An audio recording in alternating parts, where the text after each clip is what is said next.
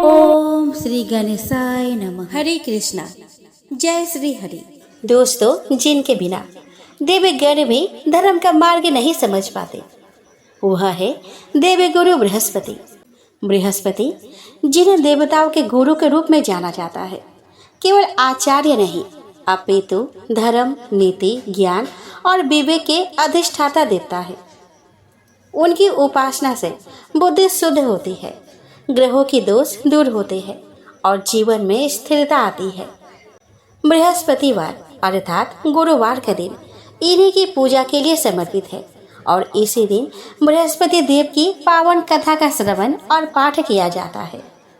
इस कथा में वर्णन है कि कैसे एक निर्धन ब्राह्मण स्त्री ने गुरुवार का व्रत और बृहस्पति देव की पूजा आरंभ की और कैसे उसकी श्रद्धा और नियम से उसे धन, सुख और सम्मान से परिपूर्ण कर दिया।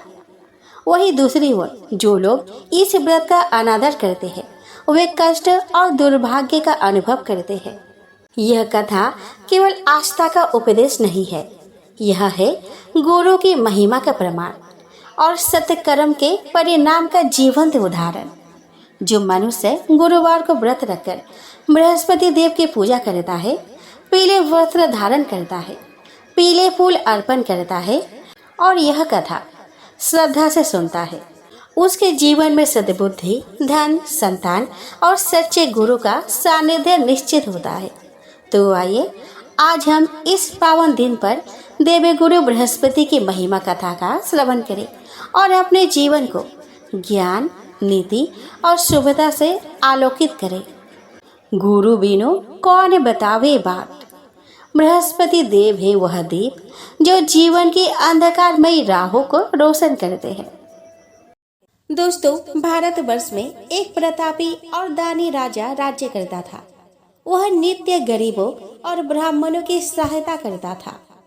यह बात उसकी रानी को अच्छी नहीं लगती थी। वह ना ही गरीबों को दान देती और ना ही भगवान का पूजन करती थी और राजा को भी दान देने से मना किया करती थी।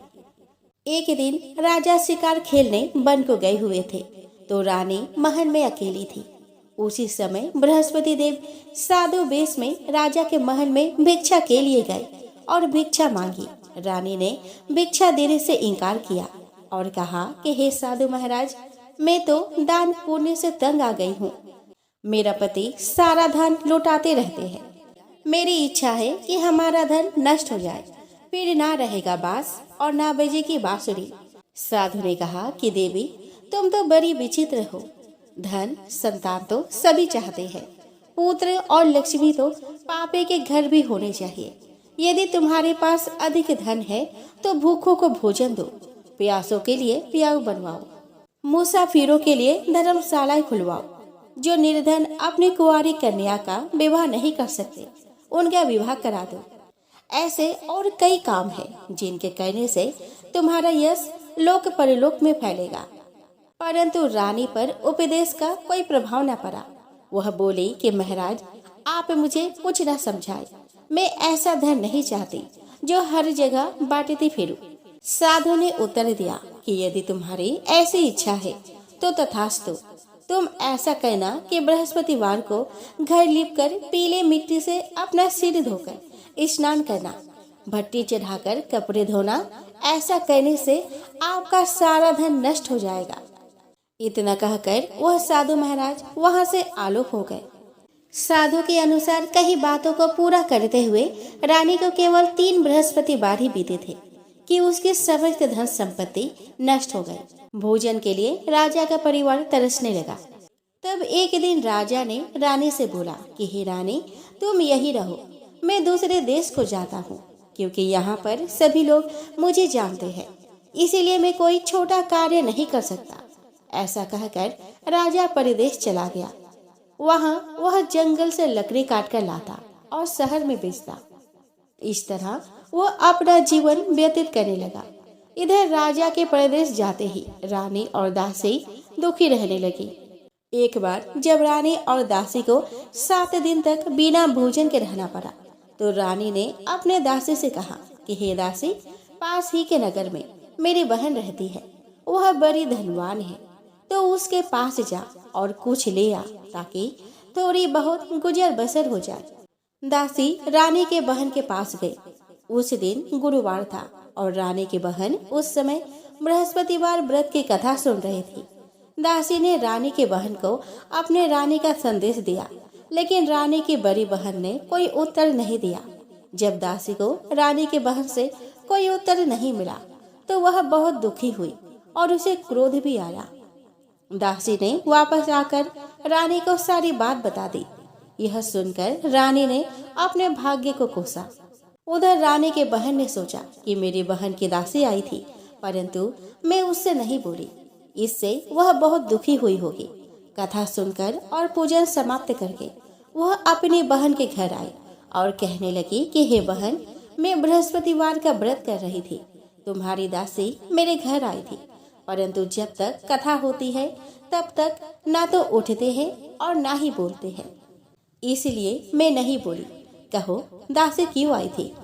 रानी बोली कि बहन, तुमसे क्या छुपाऊं, हमारे घर में खाने तक को अनाज नहीं था। ऐसा कहते कहते रानी की आंखें भर आई।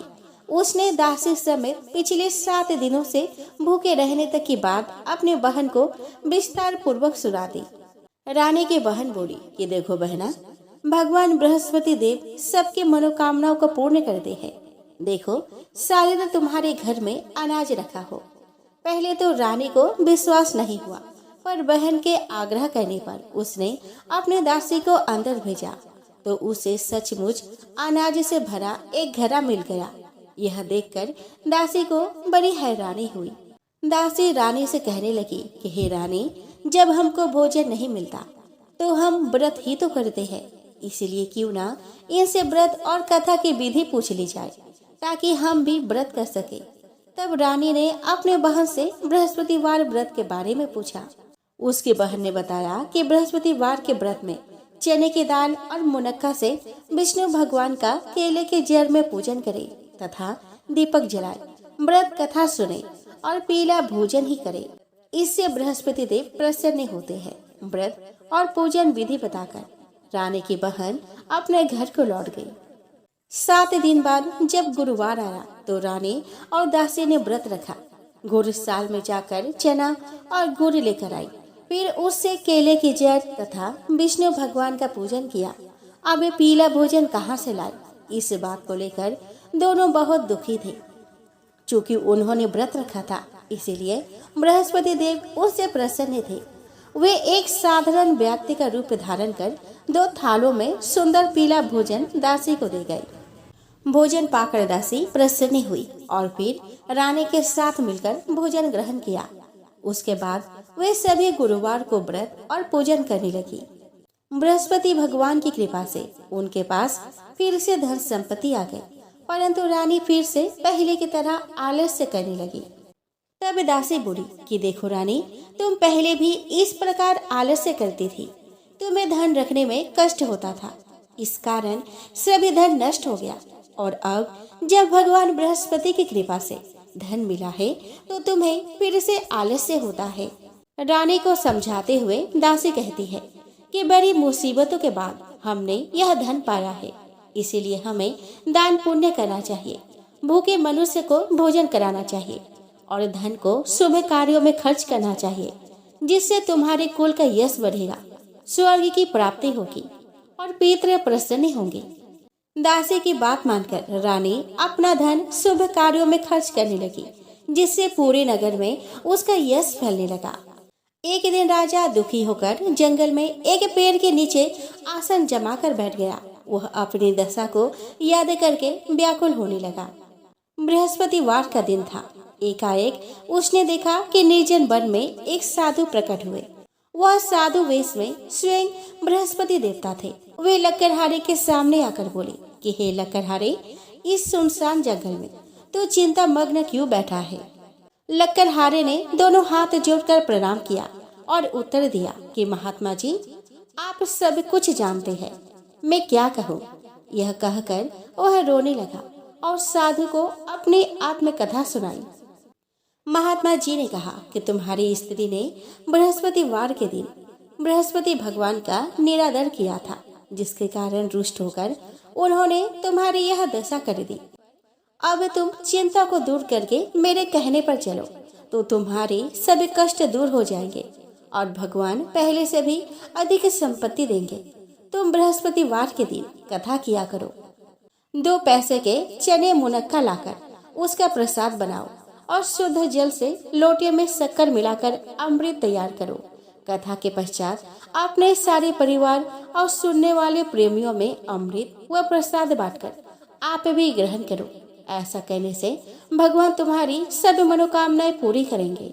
साधु के ऐसे वचन सुनकर लकड़हारा बोला कि हे प्रभु, मुझे लकड़ी बेचकर इतना पैसा नहीं मिलता जिससे भोजन के उपरांत कुछ बचा सकूं। मैंने रात्रि में अपनी स्त्री को व्याकुल देखा है। मेरे पास कुछ भी नहीं जिससे मैं उसकी खबर मांग सकूं। साधु ने कहा कि हे लकड़हारे, तुम किसी बात की चिंता मत करो। बृहस्पतिवार के दिन तुम रोजाना की तरह लकड़ियां लेकर शहर को जाओ।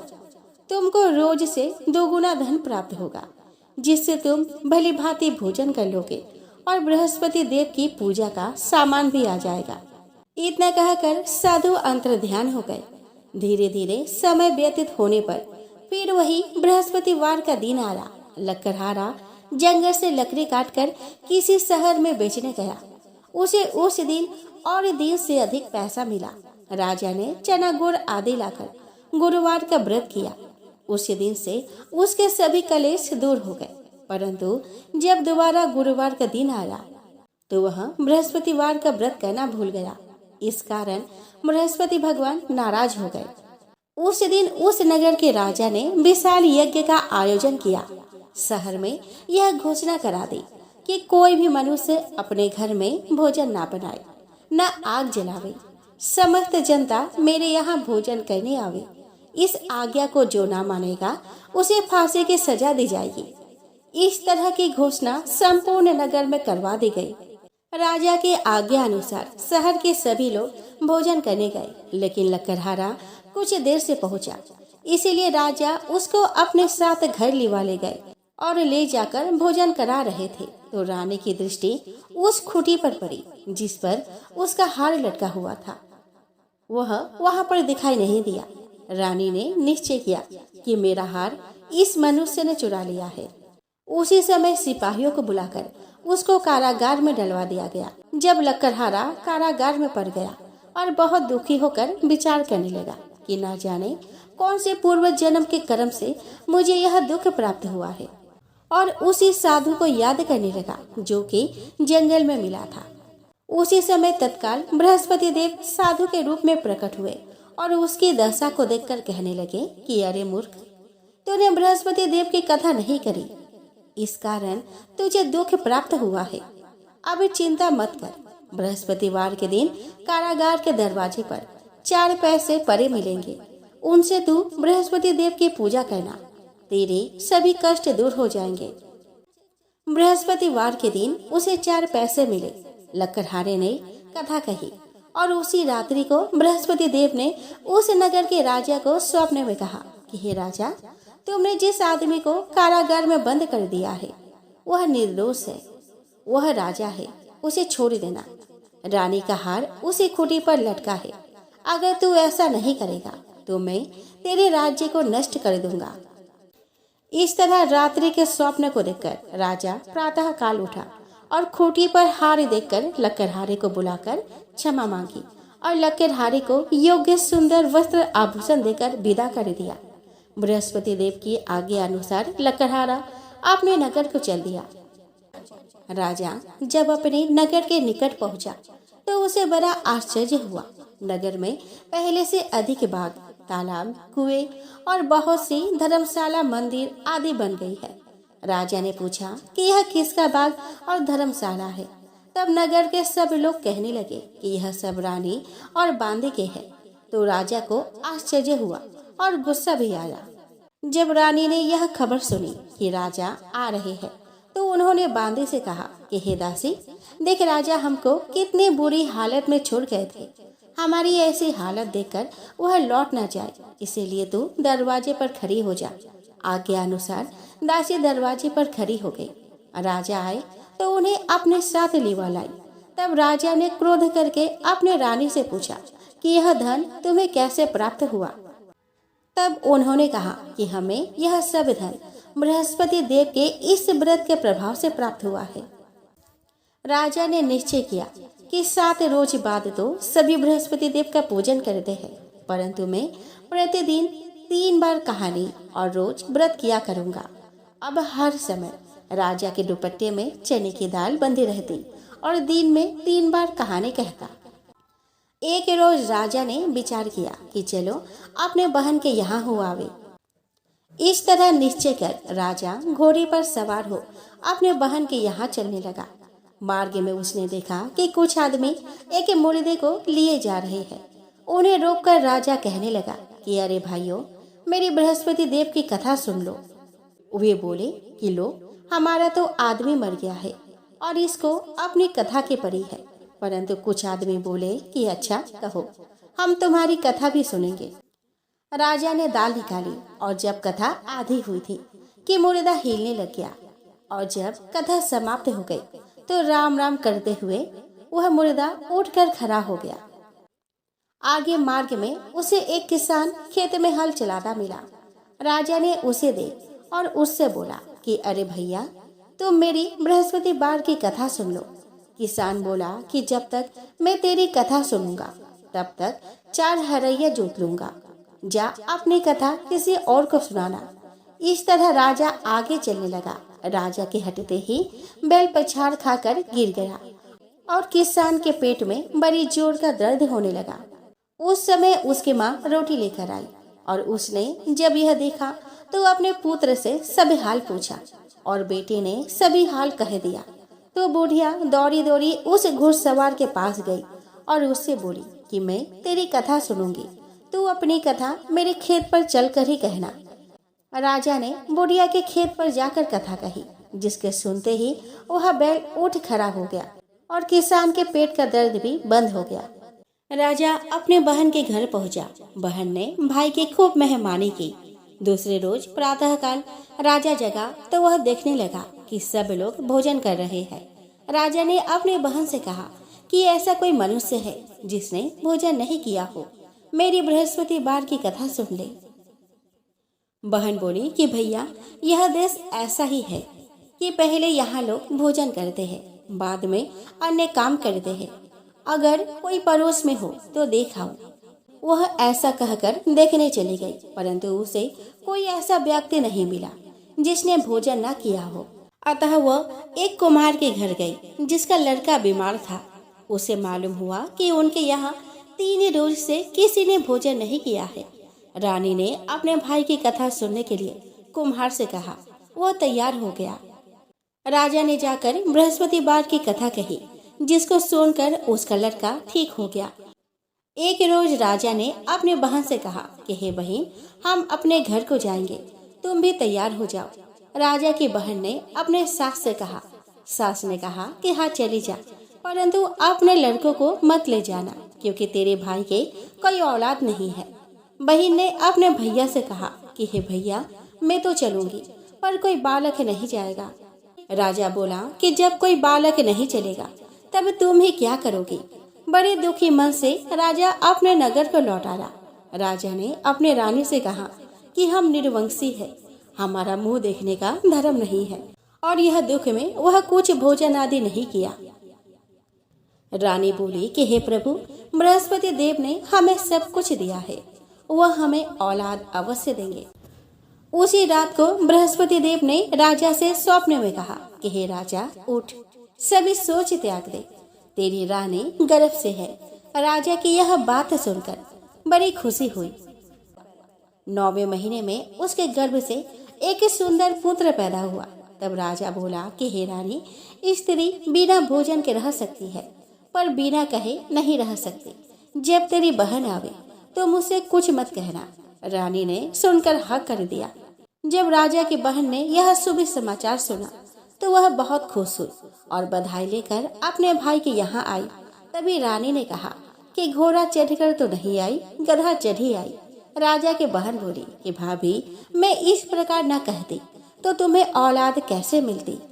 बृहस्पति देव ऐसे ही है जैसे जिसके मन में कामनाएं है सभी को पूर्ण करते हैं।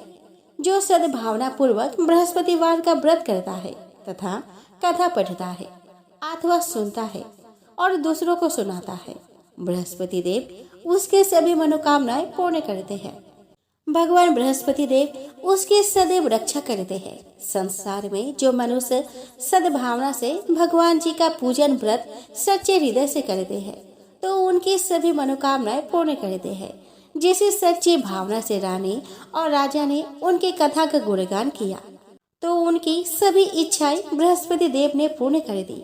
इसलिए पूर्ण कथा सुनने के बाद प्रसाद लेकर जाना चाहिए। हृदय से उसका मनन करते हुए जयकारा बोलना चाहिए। तो बोलो बृहस्पति देव की जय, भगवान विष्णु की जय।